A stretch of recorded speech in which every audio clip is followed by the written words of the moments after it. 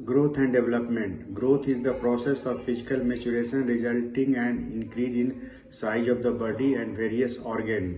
Growth एक physical maturation की प्रक्रिया है जिसके अंतर्गत शरीर का आकार और इसके अंतर्गत जो ऑर्गन होते हैं वो उसका आकार बढ़ते हैं. It occur by multiplication of the cells and increase in intercellular substance.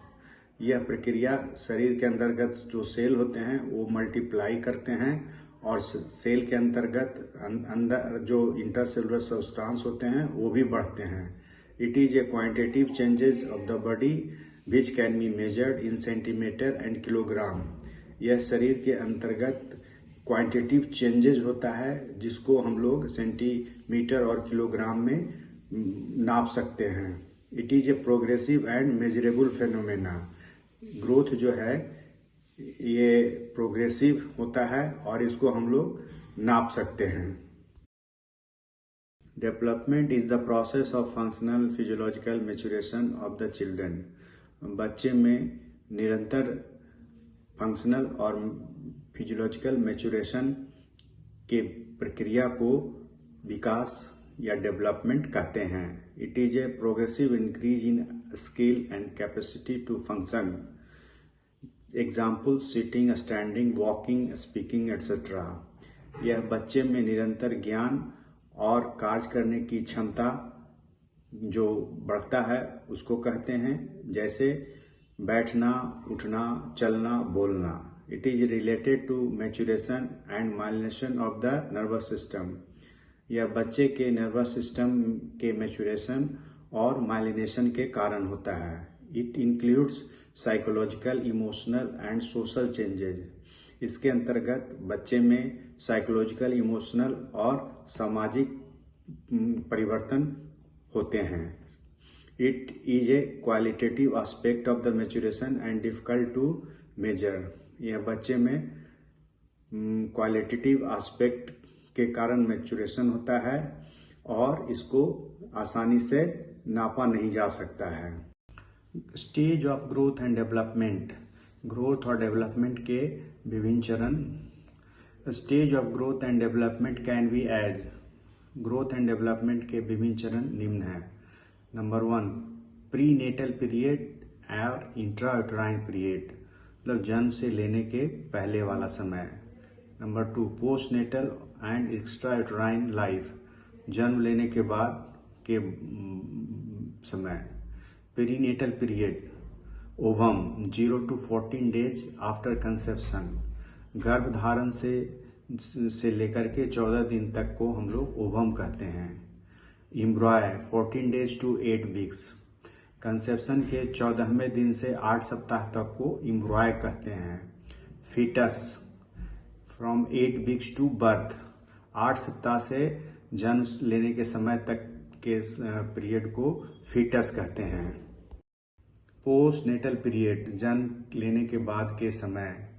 Neonates from birth to 4 weeks of life, जन्म से लेकर 4 सप्ताह तक के लाइफ को हम लोग न्यूनेट्स कहते हैं. Infancy, first year of life, बच्चे के प्रथम वर्ष के जिंदगी को हम लोग इन्फेंसी कहते हैं. टोडलर फ्रॉम 1 to 3 years, जन्म के 1 साल से लेकर 3 साल तक के समय को टोडलर कहते हैं. प्री स्कूल चाइल्ड, जिसको अर्ली चाइल्डहुड बोलते हैं, 3 से 6 साल तक के बच्चे को हम लोग प्री स्कूल चाइल्ड कहते हैं.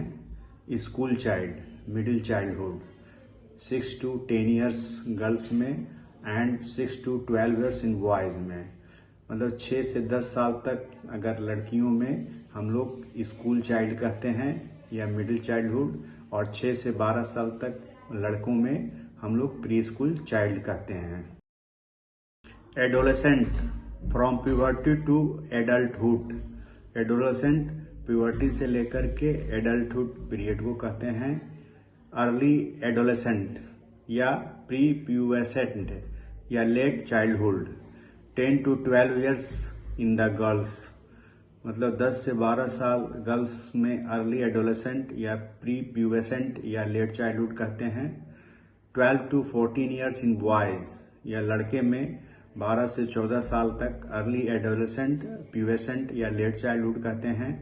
Middle adolescent and pubescent 12 to 14 years in girls. 12 से 14 साल की लड़कियों में मिडिल एडोलेसेंट या प्यूबेसेंट एज ग्रुप कहते हैं, क्योंकि इस दौरान लड़कियों में मासिक प्रक्रिया शुरू हो जाती है। In the boys 14 to 16 year, इसको हम लोग मिडिल एडोलेसेंट या प्यूबेसेंट कहते हैं। इसमें बॉयज में प्यूबर्टी के लक्षण शुरू हो जाते हैं।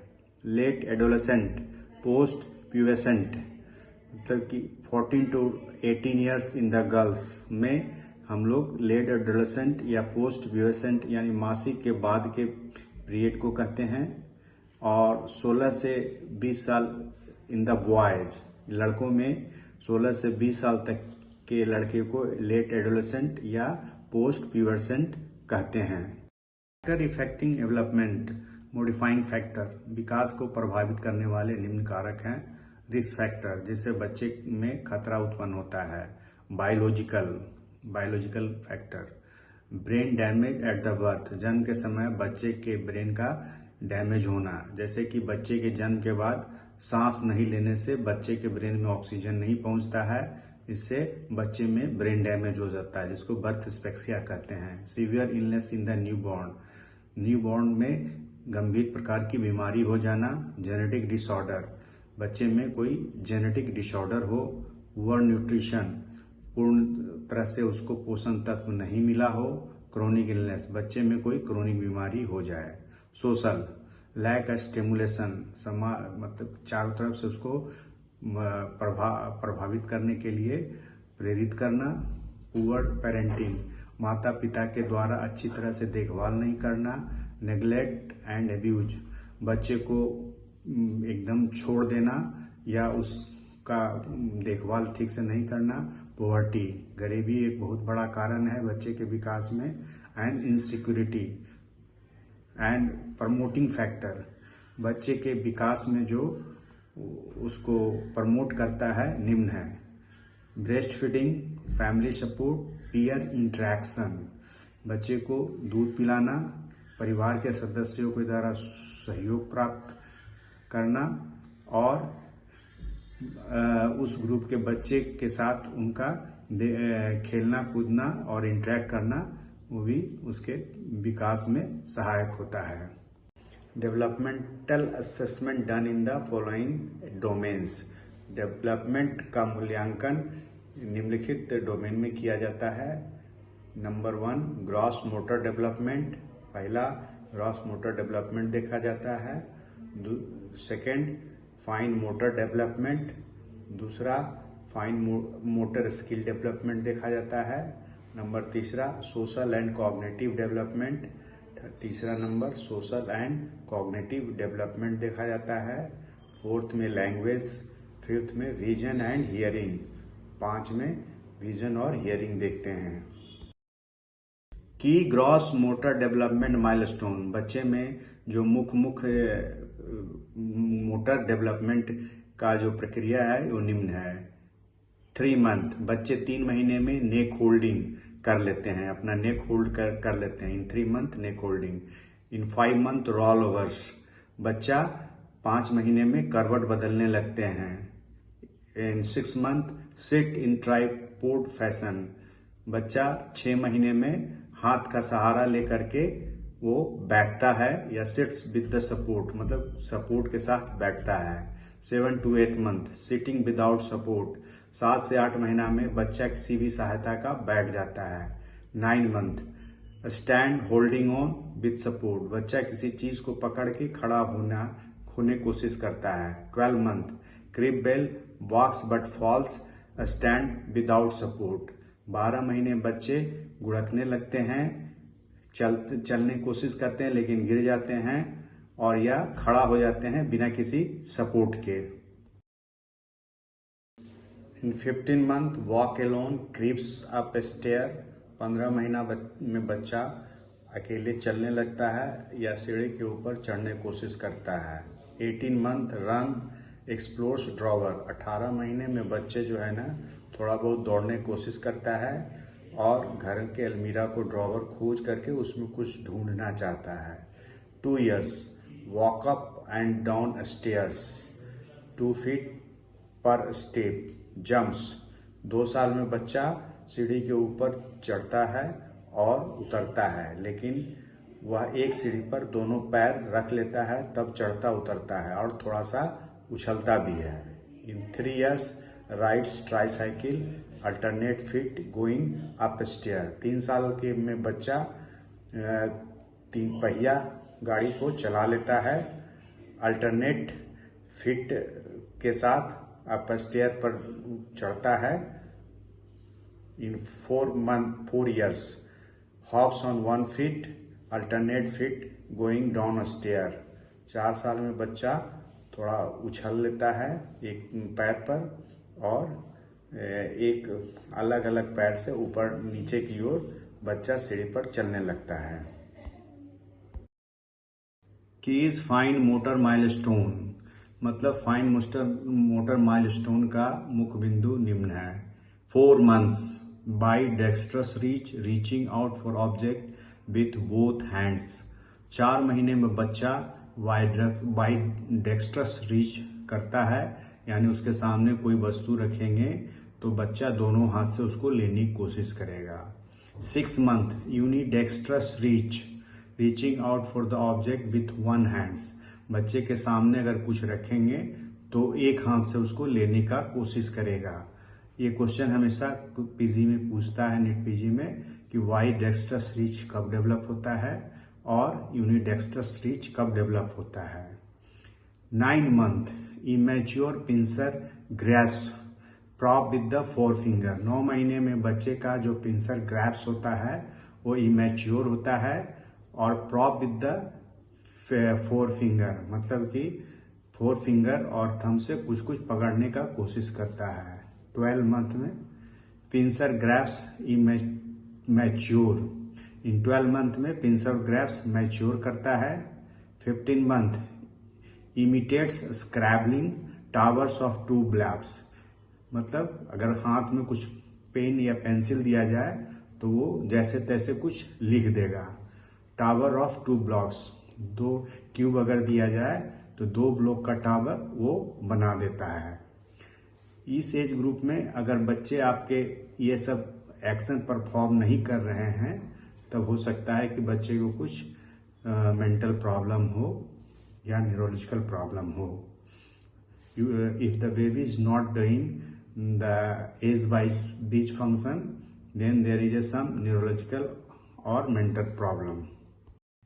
In 18 month, scribbles towers of 3 blocks। 18 महीने में बच्चा पेन या पेंसिल हाथ में देने से जैसे तैसे लिखेगा और अगर उसको क्यूब दिया जाए तो 3 ब्लॉक का टावर बना देगा। In 2 years, towers of 6 block vertical and circular strokes. 2 साल में बच्चे अगर क्यूब दिया जाए तो 6 ब्लॉक का टावर बना देता है और पेन या पेंसिल से सीधी लाइन या कुछ गोल गोल लिखने लगता है। In 3 years, towers of 9 blocks copies circle. 3 साल में बच्चा अगर उसको क्यूब दिया जाए तो 9 ब्लॉक का टावर बना देगा और पेपर पर सर्किल को कॉपी कर सकता है। आपके देखे हुए बनाया गया कॉपी को उसके समान लिख देगा बच्चा, कॉपी कर देगा सर्किल को। इन 4 years, copies cross bridge with blocks. 4 साल में बच्चा क्रॉस के साइन को कॉपी कर लेगा या ब्लॉक से ब्रिज बनाने लगेगा। In 5 years, copies triangle gate with the blocks. 5 साल में बच्चा ट्रायंगल को कॉपी कर लेता है और ब्लॉक से गेट बनाने लग सकता है।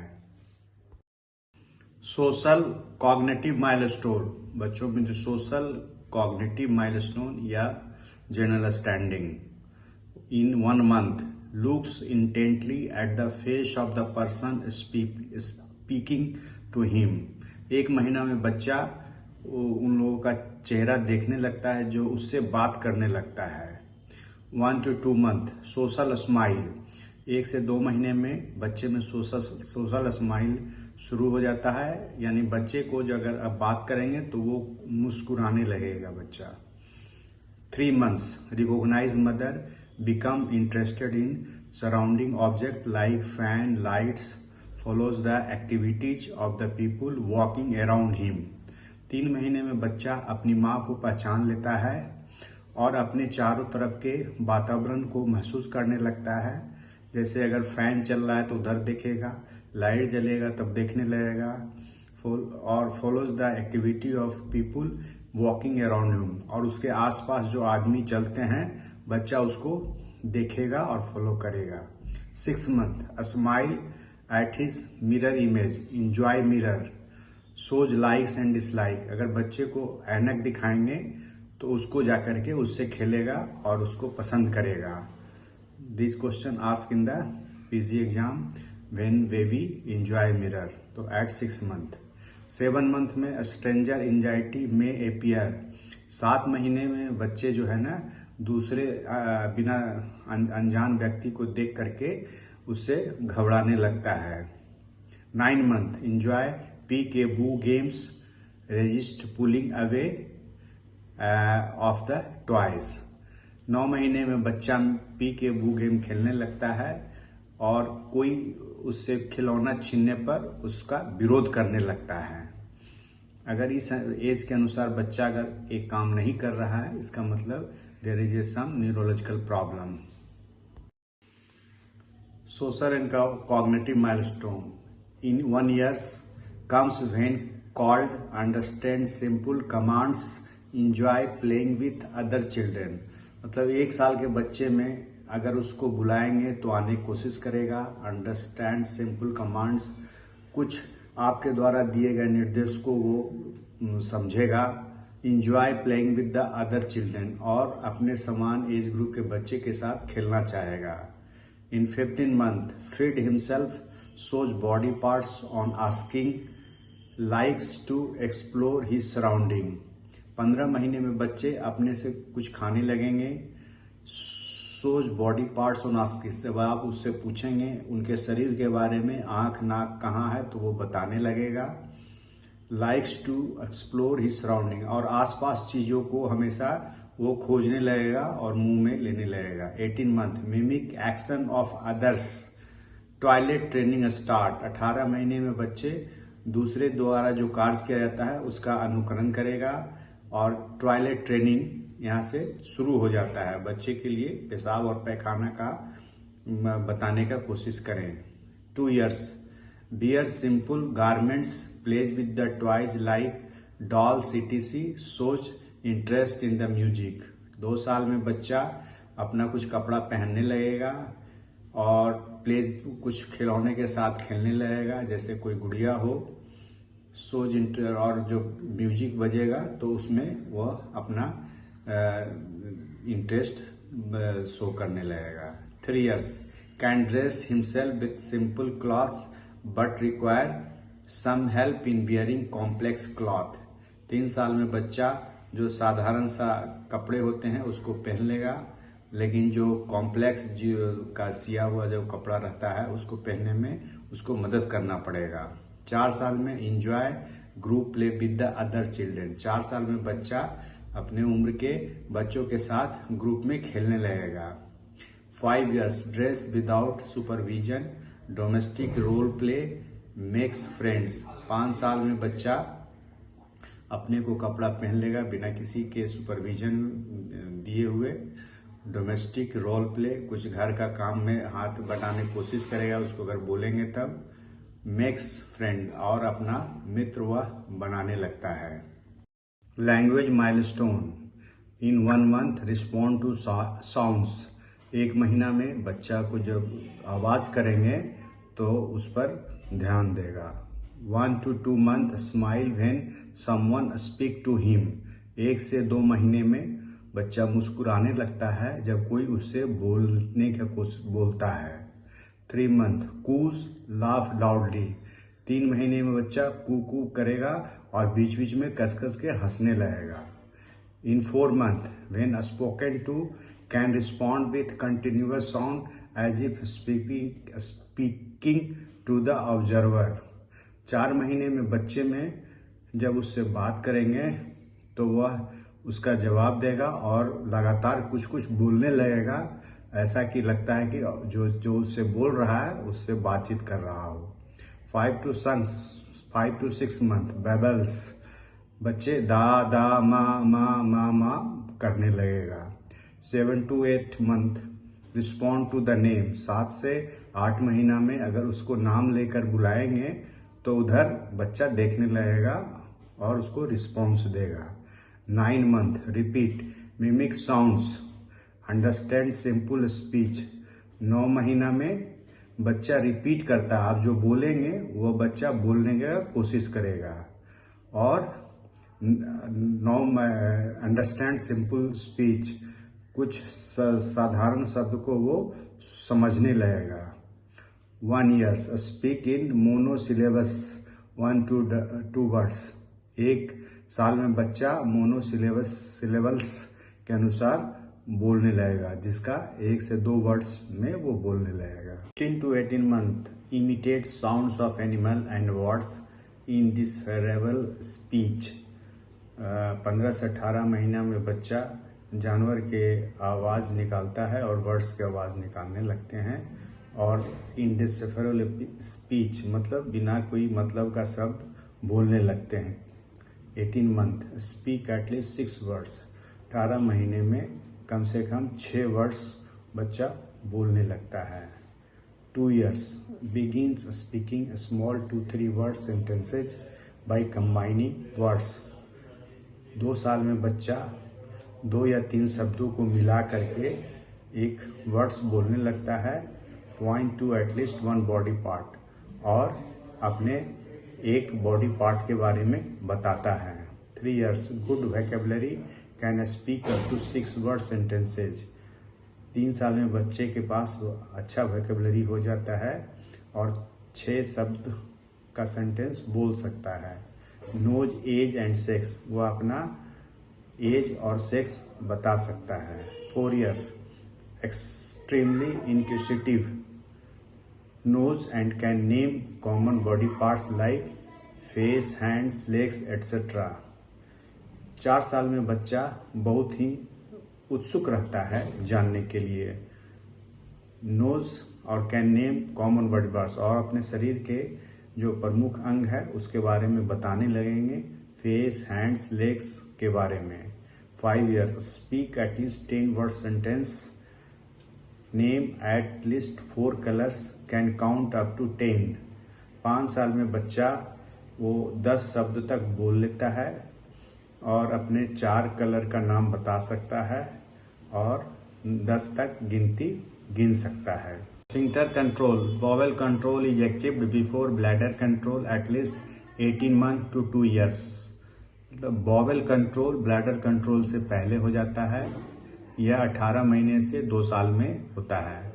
18 months bladder control start developing but he still wets his cloth intermittently, मतलब 18 महीने में बच्चे अपना ब्लैडर कंट्रोल करना शुरू कर देता है, लेकिन वह बीच बीच में अपने नैपकिन को गीला कर देता है। 2 years most children achieve voluntary control while awake, 2 साल में बच्चा जब जगा रहता है तब अपने को ब्लैडर कंट्रोल रखता है। But more than half wet their cloth at night, लेकिन उसमें से 50% जो है रात में अपने नैपकिन को और कपड़े को गीले कर देते हैं। 3 years can void urine without any help by undressing alone, 3 साल में बच्चा बिना किसी मदद के अपना कपड़ा उतार करके खुद पेशाब कर लेता है। A significant number of children achieve night time bladder control, और उसमें अधिकतर बच्चे जो है रात में भी अपना ब्लैडर कंट्रोल कर लेते हैं। 5 years majority are dry by night, 5 साल में बच्चे अपना रात में भी ब्लैडर कंट्रोल करते हैं और रात में भी वो सूखा रखते हैं नैपकिन को। Primitive reflexes, the following primitive reflexes should be examined according to their age so that we can detect neurological disorder as early as possible.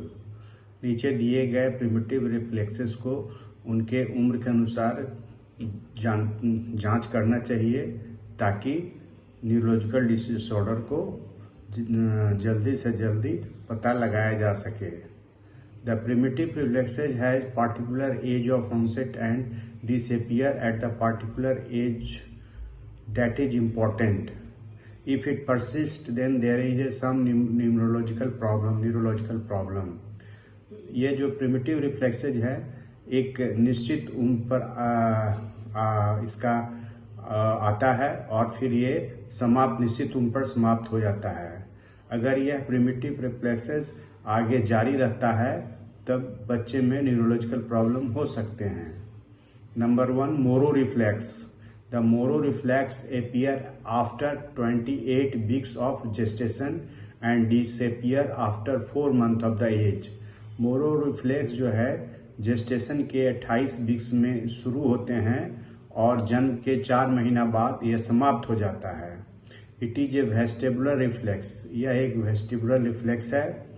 Abnormal Moro reflex is found in CP and HIE। CP means cerebral palsy और HIE हैपोक्सिक ischaemic encephalopathy. मतलब Moro reflex जो सही नहीं मिलते हैं वह CP और HIE में पाए जाते हैं। Grasp reflex, palmar grasp reflex, plantar grasp reflex. The palmar grasp reflex disappear by 4 months and vigorous and persistent grasp reflex is seen in CP and Kernicterus। मतलब palmar grasp reflex and plantar grasp reflex जो है वो 4 महीने में disappear हो जाता है, लेकिन अगर विगरस और परसिस्टेंट ग्रास्प रिफ्लेक्स मिले तो यह CP और कर्निक्टस में मिलते हैं। CP मतलब सेरेब्रल पाल्सी और कर्निक्टेरस मतलब कंजेनाइटल जॉन्डिस में जनरली पाए जाते हैं। Routing and sucking reflex. Routing reflex and sucking reflex present at birth and disappears after 3 to 4 months of the age। Routing reflex और सकिंग रिफ्लेक्स जो कि जन्म के समय मिलते हैं और यह 3 से 4 महीने में समाप्त हो जाते हैं। Asymmetric tonic neck reflex, fencing reflex. The reflex appear at the birth and disappears after 3 to 4 months। This reflex is vigorous and persists for longer time in patient with the CP, जिसको spastic CP होता है। यानी asymmetric tonic neck reflex जिसको फैंसिक reflex भी बोलते हैं, यह reflex जन्म के समय होता है और यह 3 से 4 महीना के बाद डिसअपीयर कर जाता है, लेकिन यह रिफ्लेक्स बहुत तेज और अधिक दिनों तक परसिस्ट करता है CP में, खासकर स्पास्टिक CP में, सेरेब्रल पाल्सी में। Parachute reflex. This reflex appear at 7 to 9 months of the age and remains life long. यह पैराशूट रिफ्लेक्स है जो कि 7 से 8 महीना में आते हैं और यह जिंदगी भर बच्चे में परसिस्ट करते हैं। It is incomplete in children with the CP, whereas it is asymmetrical in infantile hemiplegia। यह पैराशूट रिफ्लेक्स इनकम्प्लीट होता है CP के बच्चों में और यह एसिमेट्रिकल पाया जाता है इन्फेंटाइल हेमिप्लेजिया में। Landau reflex. This reflex appear after 6 months of age and disappears after 12 to 15 months of the age। It is absent in cases of CP and mental retardation and also in a disorder of muscle tone। Landau reflex जो कि 6 महीने के बाद बच्चे में आता है और यह 12 से 15 महीना में समाप्त हो जाता है और यह रिफ्लेक्स CP में एब्सेंट होता है और मेंटल रिटार्डेशन में, और जो जिसको मसल के बीमारी होते हैं मसल डिसऑर्डर उसमें एब्सेंट होता है। Flag sign in child development. बच्चों के विकास में लाल झंडा एक खतरे का निशान है, क्योंकि अगर इस उम्र में बच्चा जो दिए गए उम्र है उसके अनुसार वो कार्य नहीं करते हैं। If the baby doesn't do the action in the given age then baby has some neurological or physical problem. In the age of 2 months, no visual fixation or following. 2 महीना के उम्र में बच्चे का विजुअल फिक्सेशन नहीं है या उस किसी चीज को फॉलो नहीं करता है। 6 मंथ, नो वोकलाइजेशन, बच्चा 6 महीना में कुछ भी नहीं बोल पा रहा है। 9 to 10 month, not sitting without support, बच्चा बिना सहारे का बैठ नहीं रहा है। 16 मंथ, नॉट स्टैंडिंग एलोन, 16 महीने में बच्चे खड़ा नहीं हो पा रहा है। 18 मंथ, नॉट वॉकिंग एलोन, 18 महीने में बच्चा अपने से चल नहीं रहा है। 18 मंथ, नो सिंगल वर्ड्स, 18 महीने तक बच्चा कोई भी शब्द नहीं बोल पा रहा है। 3 years, lack of imaginative play, 3 साल में बच्चा किसी प्रकार का खेल को नहीं खेल पा रहा है। Thank you. If you like video, then like, subscribe and share it. Also comment for any query. अगर आपको यह वीडियो पसंद आया हो तो इसको लाइक, सब्सक्राइब और शेयर करें, और किसी प्रकार की शंका हो तो कमेंट बॉक्स में ज़रूर लिखें।